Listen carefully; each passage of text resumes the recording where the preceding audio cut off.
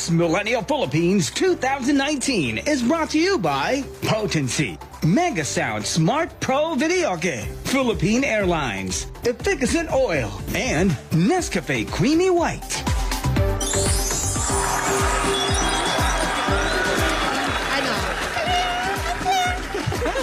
Kung anong kaliit na ampalaya, gano'n naman kalaki yung chicharon. Tipak-tipak na chicharon. Magandang tanawin at masasarap na pagkain ang ipapa-experience natin ng mga Miss Millennial Philippines. That's right. At today, biyaheng Ilocos Norte naman tayo. This Friday kasama si Miss Millennial Ilocos Norte 2019, Precious Olay Neira. Learn more about the renewable energy capital of Southeast Asia as Miss Ilocos Norte 2019 gives us a tour of her province. Precious Olay Neira, Miss Millennial Ilocos Norte 2019.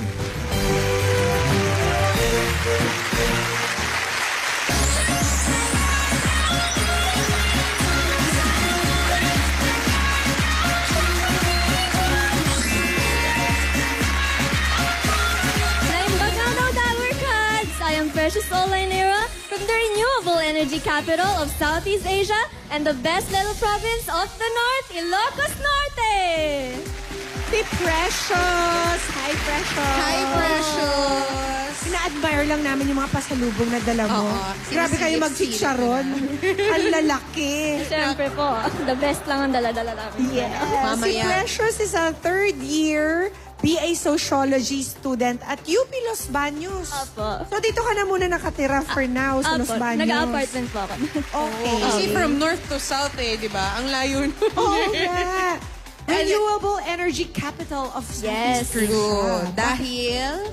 Ano po kasi, we are home to the biggest windmill farm in the whole of Southeast Asia. Sa Bangi. Encompassing po 3 municipalities, Bangi, Pagudpud, and Burgos. Tapos may solar farm din po sa Burgos, and last year po we actually attracted 3 million tourists sa province namin. Nakakatuwa. Solar na. So, renewable energy. So ang buong Burgos, yun ang ginagamit nilang Solar energy. farm po. Solar Kasi na. part po ng initiative ng local government namin is to promote sustainable energy. Tama. Wow. Sana lahat ng localities gumaya sa inyo. True. Maganda yan. Now, let's learn more about your province, Precious. Pakitour mo naman kami. Dabarkads, kung gusto nyo maka-experience ng ultimate travel goals, tara na at pumasyal sa aking minamahal na probinsya na talaga namang the best of culture and nature.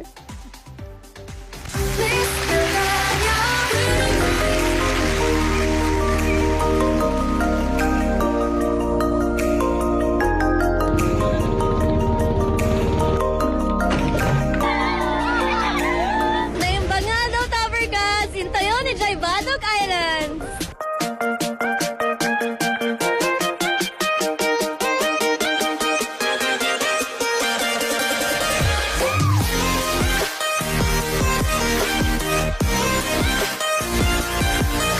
Kung naghahanap kayo ng lugar para mag-travel, if you're adventurous or nature lover, ito na ang place for you.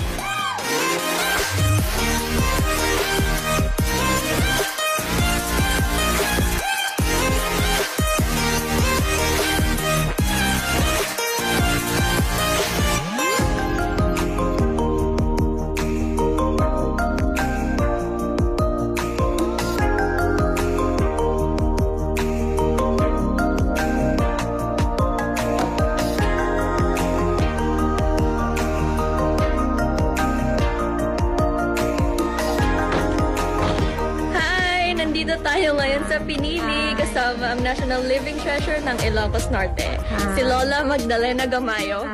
Hi daw. Hi.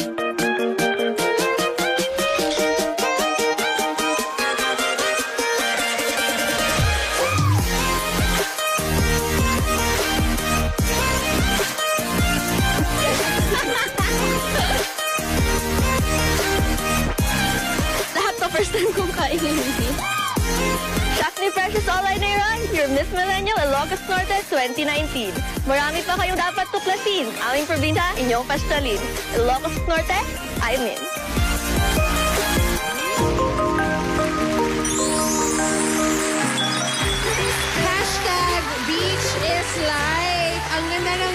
pinuntahan mo, saan yun? Sa Badok Island po. Malayo ba yun sa ano? Kasi yung alam lang naman natin talaga, mga pagod-pod. Pagod-pod. Yung usual It's na one of the pinupuntahan. lesser known places po sa province namin. Hindi po kasi frequent yung visitors doon. So Paano yun po yung... pagpunta doon? So malapit lang naman po siya. Like from From where? Lawag po kasi ako Lawag. nag-start. So, Tapos, bangka, nag-private to go to bed. Badok? Opo, nagbangka po kami. Mga around 15 to 30 minutes. Ah, Tapos okay. nandun ka na. Apo.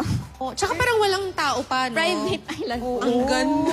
Ano tayo doon? Punta tayo dun. Sama kami, ha? Sa next na punta mo dun. Okay, sige. Tapos si Nanay Magdalena, national treasure niyo National na. Living Treasure po. Ilan Opo. taon na siya?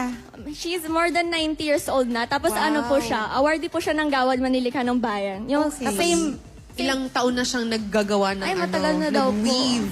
Ng Inabel. Oo, Matagal. ng Ever since Inabel. she was early, I think, 20s. Talaga. Dapat ipasa na niya yun sa mga... Yung corona ni... Oo, Opo, actually po sa Padola. pinili po is in-encourage niya yung mga neighbors niya na ituloy yung Inabel weaving. Ayun. Wow. Speaking of Inabel, meron dala si Precious dito. Ito, yung mga, ano ba yung Mga top blanket. 3 pasalubong from Ilocos Norte? Yung first po is yung Inabel. Ayan, yan, Abel. Inabel. So, Abel po is weave in Ilocano. And Inabel literally translates to woven. Okay. Ayan. Ano So- ba yan? Unique?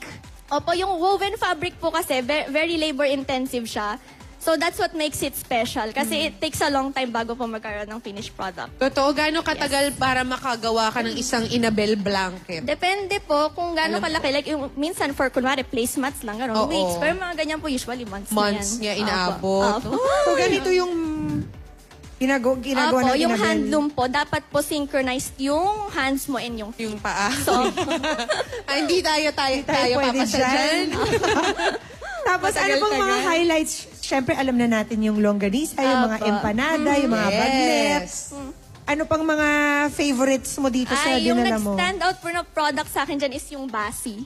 Where is the... Basi. Ano ang yun? basi? Ito, basi. Ayun, opo, ito. Ayun. It's fermented sugar cane. Kasi Fermented sugar cane. Opo. So, sugarcane wine. Opo. Kasi po yung history po niyan is very rich. Actually po, nagkaroon po ng Basi Revolt noong 1807 kasi yung Spanish colonial government at that time, nilagyan nila ng oppressive tax measures yung Basi, which is yung Basi, integral part siya of the Ilocano natives custom, part po siya ng birth and death, like marriage and life. So when nagkaroon po ng ganong pagbaban, they felt oppressed na itinatapakan yung way of life nila, which is nagkaroon ng Basi Revolt, which is the first in a series of revolts po at noong 1800. Siyempre Wow. naman, pagbabawal mo ba naman yun? Oo. Opo. And then, Yan si Basi. bakit ka nagdala ng isang katerbang bawang? Ay, bawang. Hindi po.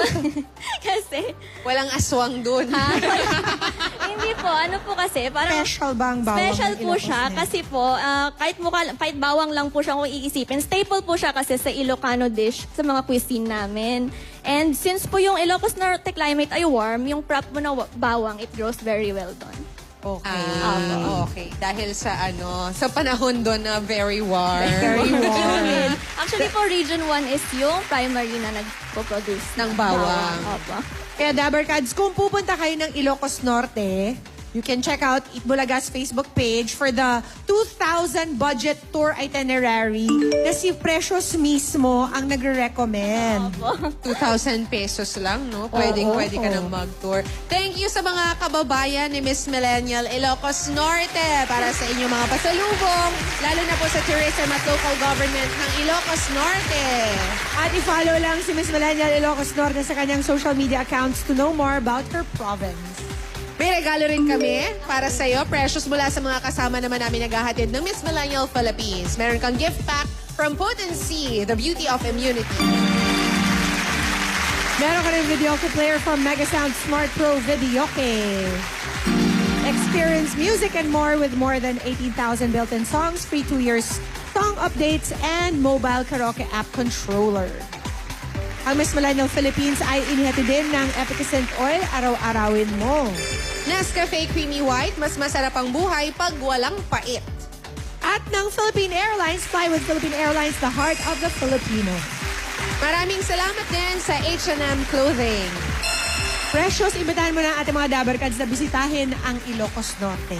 Dabarkads, marami pa kayong dapat tuklasin. Aming probinsya, inyong bisitahin. And for sure, pag nakapunta po kayo, talaga namang babalik-balikan nyo. Tara na sa aking minamahal na probinsya, Ilocos Norte. Maraming salamat, Miss Millennial Ilocos Norte. Once again, Precious Olay Neira. Thank you, Baste. Pupuntahan natin yung Batok Island. Batok Island.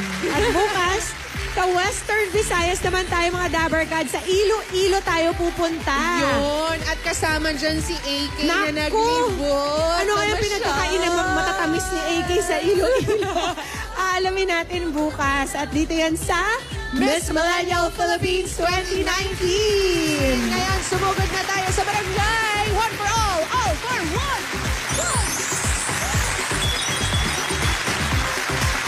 The Miss Millennial Philippines 2019 grand winner will receive 500,000 pesos. She will move in from her new house and lot from Lesandra. Angat ka dito.